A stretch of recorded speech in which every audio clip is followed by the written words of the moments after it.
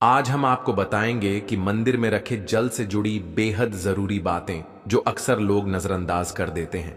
बहुत से लोग नहीं जानते कि मंदिर में रखा गया एक छोटा सा लोटा जल भी आपकी किस्मत को बदल सकता है अगर उसे सही तरीके से रखा जाए। लेकिन अक्सर लोग इसमें छोटी छोटी गलतियां कर बैठते हैं और फिर उन्हें भारी नुकसान उठाना पड़ता है।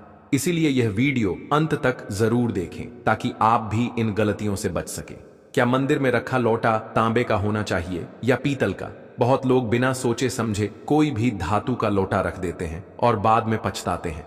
ऐसी गलती आप कभी मत करना, नहीं तो कंगाली भी आ सकती है। साथ ही जानिए कि पूजा घर में दीपक किस धातु का होना चाहिए, तांबा, पीतल, कांसा, लोहे का, स्टील का या माटी का। कुछ लोग दीपक को भी गलत तरीके से रखते हैं और घर की सुख शांति खो बैठते हैं। दीपक की बाती किस चीज से बनानी चाहिए? रुई से, सूती कलावे से या कच्चे कलावे से? बहुत से लोग दीप जलाते समय ऐसी भूल कर बैठते हैं जिससे उन्हें पितृदोष, शनि दोष, काल सर्प दोष या फिर गरीबी का भारी दुष्प्रभाव झेलना पड़ता है। दोस्तों, कुछ लोग यहाँ पर ऐसे भी होंगे जो इस वीडियो को बीच में ही छोड़ देंगे। तो अगर छोड़ना ही है तो अभी छोड़ दो, लेकिन बीच में छोड़कर लक्ष्मी माता का अपमान मत करना।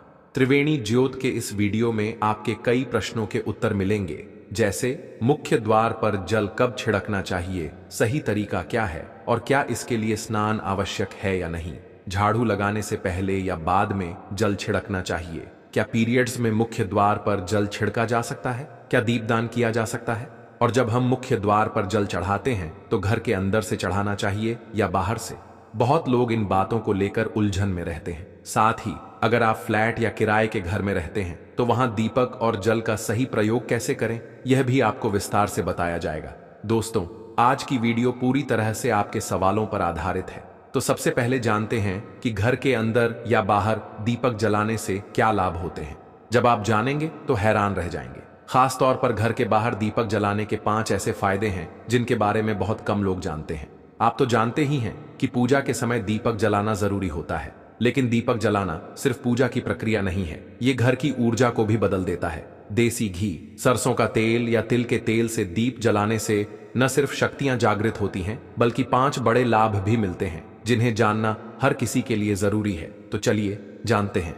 यहां पर दीपक जलता है तो वहां पर सकारात्मक ऊर्जा का वास होता है। जब घर में पॉजिटिव ऊर्जा होती है तो वहां भगवान का भी निवास होता है।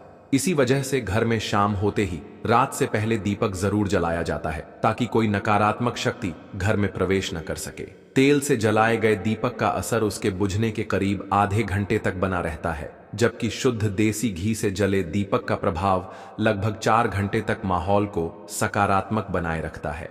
नंबर 2, दीपक जलाना सिर्फ धार्मिक दृष्टिकोण से ही नहीं बल्कि वैज्ञानिक रूप से भी लाभदायक होता है। जब आप घर में शुद्ध घी या सरसों के तेल का दीपक जलाते हैं तो उसका धुआं वातावरण को शुद्ध करता है। इससे आसपास की हवा में मौजूद हानिकारक कण खत्म हो जाते हैं और सात्विकता बनी रहती है। नंबर 3, जिस घर में सुबह और शाम भगवान के सामने दीपक जलाया जाता है उस घर पर मां लक्ष्मी की कृपा बनी रहती है। ऐसे घरों में सुख समृद्धि का वास होता है। दीपक की लौ पूर्व दिशा की ओर रखने से आयु बढ़ती है और उत्तर दिशा की ओर रखने से घर में धन दौलत बढ़ती है। दीपक न केवल अंधकार को मिटाता है बल्कि जीवन में भी उजाला लाता है। नंबर 4, बीमारियों को दूर करने में भी दीपक सहायक होता है। घर में दीपक जलाने से बीमारियां पास नहीं आती, परिवार के सभी लोग स्वस्थ रहते हैं। अगर आप दीपक के साथ एक लौंग भी जला दें तो उसका असर और भी बढ़ जाता है। लौंग त्वचा रोगों से लड़ने में मदद करता है, इसीलिए घी का दीपक जलाना स्वास्थ्य के लिए भी लाभदायक होता है। नंबर 5, दीपक शुभ शक्तियों को आकर्षित करता है। सनातन धर्म में माना जाता है कि जिस घर में सुबह और शाम दीपक जलता है वहां कभी अंधकार नहीं रहता और वह स्थान देवी देवताओं को प्रिय होता है। जलता हुआ दीपक शक्तियों को चुंबक की तरह खींचता है, जिससे घर में सकारात्मकता और शुभता बनी रहती है। तो दोस्तों, अब जानते हैं कि मुख्य द्वार पर जल छिड़कने का सही समय और सही तरीका क्या होता है। अगर आप अपने घर के मुख्य द्वार पर जल छिड़कना चाहते हैं तो इसके लिए एक दिन पहले रात को ही एक पात्र में जल तैयार कर लीजिए। आप कोई भी धातु का पात्र ले सकते हैं, तांबा, पीतल, स्टील या चांदी, जो भी आपके पास हो। उस पात्र में थोड़ा सा गंगा जल डालें और फिर शुद्ध पानी भर दें। अगर आपके पास गंगा जल न हो तो केवल शुद्ध पानी से भी काम चल जाएगा। इस जल से भरे पात्र को अपने रसोई घर में रख दीजिए। अगले दिन सुबह उठकर सबसे पहले इस जल का छिड़काव अपने घर के मुख्य द्वार पर करें। यह जल घर की सारी नकारात्मक ऊर्जा को दूर करने में सहायक होता है। यदि आप लंबे समय से परेशानियों से घिरे हैं तो यह उपाय आपके लिए बहुत उपयोगी है। रसोई में रखा जल जब मुख्य द्वार पर छिड़का जाता है तो यह हर तरह की बाधाओं को दूर करता है और घर में सुख, शांति और समृद्धि लेकर आता है। बीमारियों से भी मुक्ति मिलती है। मतलब अगर आपको किसी भी तरह की मानसिक परेशानी हो, शरीर से जुड़ी कोई दिक्कत हो, आर्थिक तंगी हो या घर में वास्तु दोष या ग्रह दोष हो तो इस उपाय से राहत मिल सकती है। इससे न केवल गृह दोष बल्कि पितृदोष और वास्तु दोष भी खत्म होते हैं। अब बहुत से लोग पूछते हैं कि अगर उन पर किसी ने कुछ करा दिया हो, यानी तंत्र मंत्र या बुरी नजर का असर हो, और पहले तो सब ठीक चल रहा था लेकिन अचानक से लगातार परेशानियां आने लगी हैं, तो इसका क्या करें? ऐसे में यह उपाय बहुत असरदार है। एक लोटा जल रखकर किया गया यह आसान सा उपाय आपकी ऐसी परेशानियों को कुछ ही दिनों में खत्म कर सकता है। यह उपाय बहुत ही सरल है और शास्त्रों में इसका उल्लेख भी मिलता है। आपको बस इतना करना है कि रात को अपने घर की रसोई में एक तांबे, पीतल, स्टील या किसी भी धातु के बर्तन में शुद्ध जल भरकर रख दीजिए। फिर सुबह जल्दी उठकर उस जल को अपने घर के मुख्य द्वार पर छिड़क दीजिए। अब सवाल यह है कि यह जल किस समय छिड़कना चाहिए? तो इसका सही समय है सूर्योदय से पहले, यानी सूरज निकलने से पहले आपको यह जल अपने घर के मुख्य द्वार पर छिड़क देना चाहिए। इसके बाद अगर आप मुख्य द्वार को धोते हैं या साफ करते हैं तो कोई दिक्कत नहीं है, लेकिन छिड़काव सूरज उगने से पहले होना चाहिए। अब अगला सवाल आता है कि क्या इस जल का छिड़काव करने से पहले स्नान जरूरी है? तो इसका जवाब है नहीं।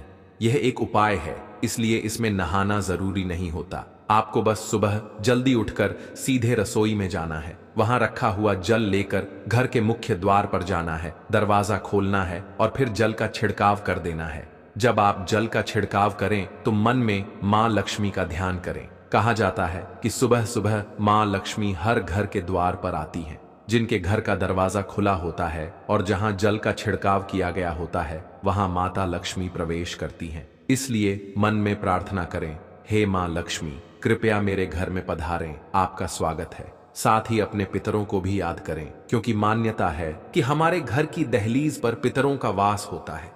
जब आप दहलीज पर जल के छींटे देते हैं तो पितर प्रसन्न होते हैं और आपको आशीर्वाद देते हैं। तो दोस्तों, इस उपाय को करते समय स्नान करना जरूरी नहीं है, आप बिना नहाए भी इसे कर सकते हैं। दोस्तों, वीडियो में आगे बढ़ने से पहले आपसे छोटा सा निवेदन है, कमेंट बॉक्स में जय मां लक्ष्मी जरूर लिखें और त्रिवेणी ज्योत चैनल को सब्सक्राइब करके बेल आइकॉन भी दबा दें। तो दोस्तों, अब आपका अगला सवाल था, क्या मुख्य द्वार पर जल का छिड़काव झाड़ू लगाने के बाद करना चाहिए या पहले भी कर सकते हैं? तो देखिए, जैसे मैंने पहले ही बताया था कि सुबह उठने के बाद सबसे पहला काम आपको जल का छिड़काव करना है, उसके बाद आप झाड़ू लगा सकते हैं। लेकिन एक बात का ध्यान रखना है कि जब हम सुबह उठते हैं तो सबसे पहले बिस्तर पर बैठते ही अपनी दोनों हथेलियों को देखना चाहिए और मां लक्ष्मी का ध्यान करना चाहिए। साथ ही चाहें तो यह मंत्र बोल सकते हैं, कराग्रे वस्ते लक्ष्मी कर मध्य सरस्वती कर मूले तू ब्रह्मा प्रभाते कर दर्शनम। अगर आप मंत्र नहीं भी बोलते तो कोई बात नहीं। इसके बाद दोनों हाथ जोड़कर सभी देवी देवताओं को प्रणाम करें। फिर अपने हाथों से धरती को स्पर्श करें और 2 या 3 बार प्रणाम करें। उसके बाद अपना दाहिना पैर धरती पर रखें।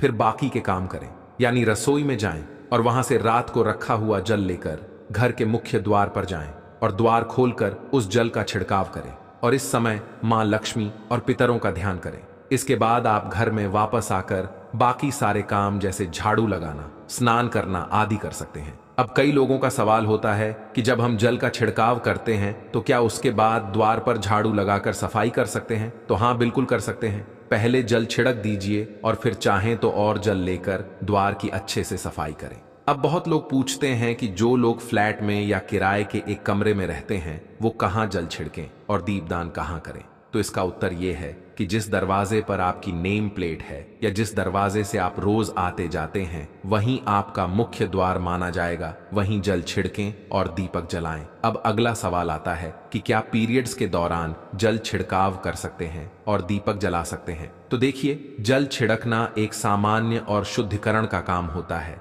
यह आप पीरियड्स में भी कर सकते हैं, इसमें कोई दोष नहीं होता। लेकिन दीपदान कर्मकांड पूजा में आता है, और इसे पवित्रता के साथ करना चाहिए, इसलिए दीपक जलाने का काम पीरियड्स के बाद करें। अब सवाल आता है कि मंदिर में जो जल रखते हैं वह रखना जरूरी है या नहीं, और रखा हुआ जल बाद में क्या करें। तो देखिए, मंदिर में जल रखना बहुत जरूरी है, क्योंकि जल वह तत्व है जो ऊर्जा को अपने अंदर समाहित कर लेता है। जब हम पूजा पाठ या मंत्रों का उच्चारण करते हैं तो उस ऊर्जा का प्रभाव उस जल पर भी पड़ता है और वह जल फिर पवित्र माना जाता है। इसलिए मंदिर में जल जरूर रखें और समय समय पर उसे ताजा करते रहें, ताकि ऊर्जा बनी रहे। जो भी हमारे मन की कामनाएं हैं, जो हम भगवान से मांगते हैं, वे सभी चीजें उस जल में समाहित हो जाती हैं। इसलिए पूजा करने से पहले घर के मंदिर में एक लोटा जल रखा जाता है और फिर दीपदान यानी दीपक प्रज्वलित किया जाता है। यह अग्नि और जल का संतुलन भी बनाता है और शास्त्रों के अनुसार घर के मंदिर में हमेशा एक लोटा जल होना चाहिए और दीपक प्रज्वलित करना चाहिए। अब इस जल का क्या करना चाहिए? देखिए, जब हम जल रखते हैं तो सुबह की पूजा में उस जल को रखा जाता है। फिर जब आप अगले दिन पूजा करने जाते हैं तो सबसे पहले उस जल का इस्तेमाल करना चाहिए। आप इस जल को घर के सभी कमरों में छिड़क सकते हैं। इससे घर शुद्ध हो जाता है, क्योंकि वह जल सकारात्मक ऊर्जा से भरा होता है। इस जल से कई बीमारियां भी दूर हो जाती हैं। जल का छिड़काव करने से किसी भी प्रकार की नकारात्मक ऊर्जा घर में नहीं आती। अगर आपके घर में कोई परेशानी हो तो अगर आप नियमित रूप से उस जल का छिड़काव करेंगे तो आप परेशानियों से मुक्ति पा सकते हैं। कई बार लोग कहते हैं कि दवाइयां तो ले रहे हैं, लेकिन दवाइयों का कोई असर नहीं दिख रहा। ऐसे में अगर उस जल को रोगी को पीने के लिए दिया जाए तो दवाइयां जल्दी असर करने लगती हैं।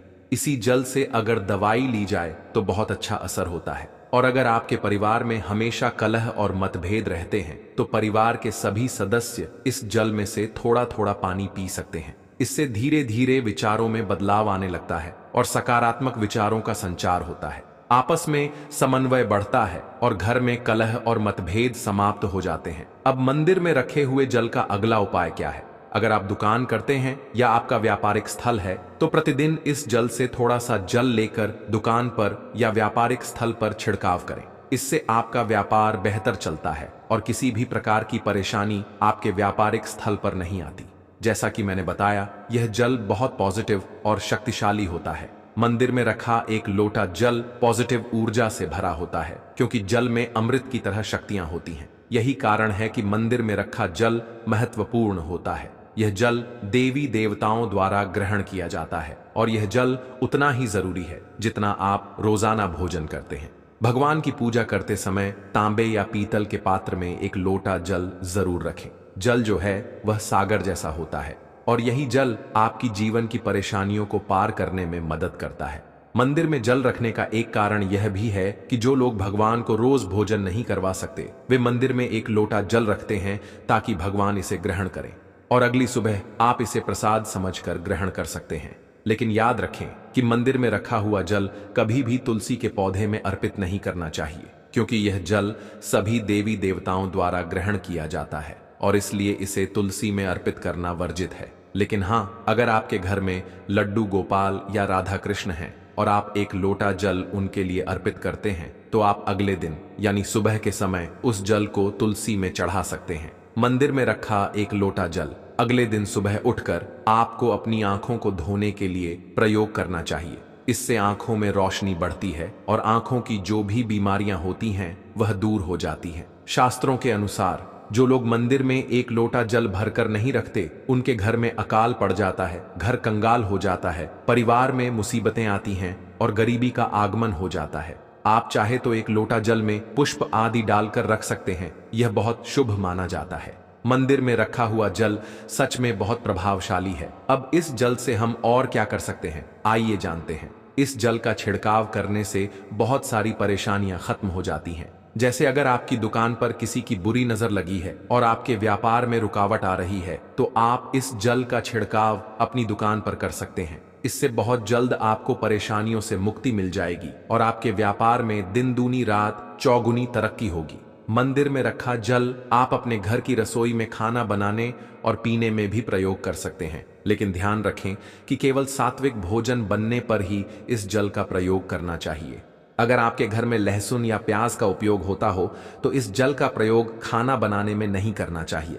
फिर आप इस जल को परिवार के सदस्य मिलकर पी सकते हैं और बचा हुआ जल आप अपने घर के पौधों में डाल सकते हैं। यह ध्यान रखें कि मंदिर में रखा हुआ जल बेकार नहीं होता है। इसके कई उपयोग होते हैं यदि हम इसे सही तरीके से प्रयोग करें। यह जल आपके जीवन की बहुत सारी परेशानियों का समाधान कर सकता है। तो ध्यान रखिए, मंत्रों से अभिमंत्रित जल बहुत महत्वपूर्ण और शक्तिशाली होता है। हमारे घर के मंदिर में रखा जल देवताओं का आशीर्वाद होता है, क्योंकि वह जल हमेशा देवताओं के पास होता है। इस जल में सकारात्मक शक्तियां समाहित होती हैं और यदि हम इसका सही तरीके से उपयोग करें तो हमारी समस्याओं का समाधान होता है। अगर आप इसे नियमित रूप से प्रयोग करेंगे तो इसका आपको निश्चित लाभ मिलेगा।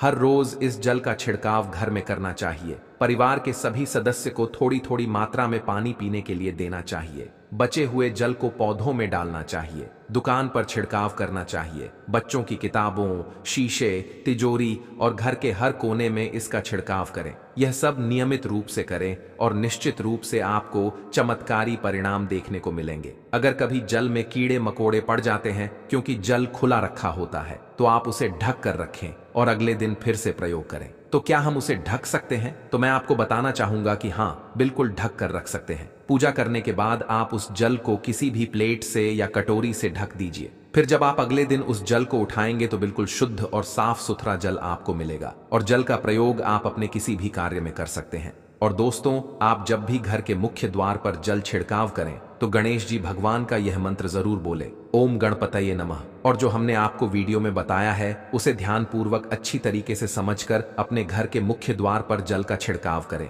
दोस्तों, अब जानते हैं कि दीपक किस पदार्थ का होना चाहिए, लोहे का, तांबे का, पीतल का, कांसे का या फिर स्टील का या माटी का। आखिर घर में कौन सा दीपक रखना शुभ माना जाता है? अगर गलती से भी घर में गलत पदार्थ का दीपक रख लिया है तो पूरा घर अस्त व्यस्त हो जाएगा, कंगाल हो जाएगा, बर्बाद हो जाएगा। दोस्तों देखिए, स्टील के दीपक में पूजा करना घर में शनि को नाराज करता है। घर में लोहे के दीपक से भी पूजा नहीं करना चाहिए। घर बर्बाद हो जाता है, गरीबी आ जाती है। बाजार में लोगों को लुभाने के लिए कांच के दीपक भी आ गए हैं, लेकिन गलती से भी घर ना लाएं, नहीं तो राहु केतु आपके घर चले आएंगे और घर बर्बाद हो जाएगा। कांच का दीपक शनि और राहु को नाराज करता है। तांबे का दीपक, पीतल का दीपक और माटी का दीपक धन की देवी माता लक्ष्मी को आकर्षित करता है। घर में कोई और दीपक नहीं लाना चाहिए। पीतल और माटी का दीपक शुभ और मंगलकारी माना जाता है, जिससे शनि और राहु केतु भी प्रसन्न रहते हैं। मंगल भी भारी नहीं होता। कच्चा कलवा तथा रुई का दीपक ही जलाना सबसे उत्तम माना जाता है। जो लोग सूती धागा जो हाथ पर बांधा जाता है उसकी बाती बनाते हैं तो उस घर में परेशानी और गरीबी आ जाती है। रुई और कच्चा कलवा ही शुभ माना जाता है। दोस्तों, अब जानते हैं मंदिर में घंटी क्यों बजाई जाती है, घंटा क्यों बजाया जाता है, ताली क्यों बजाई जाती है। मंदिर के अंदर कारण क्या है? शंकर के मंदिर में घंटी क्यों बजाई जाती है, ताली को बजाना क्यों मना किया जाता है? तो ये पुराणों में बताया गया है कि मंदिर के अंदर या घर के अंदर आप जब गरुड़ घंटी का नाद करते हो तो शिव महापुराण, लिंग महापुराण और विष्णु पुराण में कहा गया है कि मात्र घंटी का नाद कर देने से जितने तीर्थ हैं, जितने साधक जप तप कर रहे होते हैं, जितनी भी पुण्यवती स्त्रियां धर्म का पालन कर रही होती हैं, जितने दान हो रहे होते हैं, उस समय पर जब आप घंटी बजाते हैं तो वह सारे पुण्य आपके खाते में आ जाते हैं। शिव मंदिर में ताली क्यों बजाई जाती है? मंदिर में जो भी भजन कर रहे होते हैं, साधना कर रहे होते हैं, अभिषेक कर रहे होते हैं, पूजन कर रहे होते हैं, जब आप 3 बार ताली बजाते हैं तो उनके किए गए सभी पुण्य हमारे खाते में आ जाते हैं। हमारा भाग्य प्रबल हो जाता है और वह पुण्य हमारे साथ जुड़ जाता है। इसलिए घर में गरुड़ घंटी का नाद करना बहुत शुभ माना गया है और इसी कारण बच्चों को खेलने के लिए गरुड़ घंटी नहीं दी जाती। यह कोई सामान्य वस्तु नहीं है। दूसरा खिलौना दे देंगे लेकिन घंटी नहीं देंगे, क्योंकि यह बहुत प्रभावशाली होती है। पूजन के समय ही बजाई जाती है। स्मरण या भजन करते समय ही बजाना चाहिए और मंदिर में भी जब आप जाएं तो घंटी बजाएं तो आदर और प्रेम से बजाएं। बहुत से मंदिरों में जब पट बंद हो जाते हैं फिर भी लोग घंटी बजा देते हैं। ऐसा करना पाप माना जाता है। भगवान अगर विश्राम कर रहे हैं तो उस समय घंटी बजाना अनुचित है। जिन स्थानों पर ब्राह्मण, विद्वान, संत, साधु होते हैं वहां मंदिर बंद होने पर घंटी को नीचे से रस्सी से बांध दिया जाता है, जिससे वह न बजे कहा जाता है। अगर भगवान विश्राम कर रहे हों और उस समय गलती से भी घंटी बज गई तो 11 ब्राह्मणों के भूखे रहने का दोष लगता है। घंटी बजाने का सबसे शुभ समय सुबह 4 बजे से लेकर 11 बजे तक और शाम को 6 बजे से लेकर रात 11 बजे तक माना गया है। इस समय घंटी बजाना शुभ और लाभकारी होता है, क्योंकि इसके बाद मंदिर के पट बंद हो जाते हैं और भगवान विश्राम में चले जाते हैं। इस समय उन्हें जगाना पाप के बराबर होता है और आपके पुण्य नष्ट हो सकते हैं। तो दोस्तों, आज की जानकारी कैसी लगी कमेंट करके जरूर बताएं। अगर आप थोड़ा बहुत भी माता लक्ष्मी का सम्मान करते हैं तो एक लाइक जरूर करना। साथ ही हमारे चैनल त्रिवेणी ज्योत चैनल को सब्सक्राइब करके कमेंट में जय माता लक्ष्मी जरूर लिखें। धन्यवाद।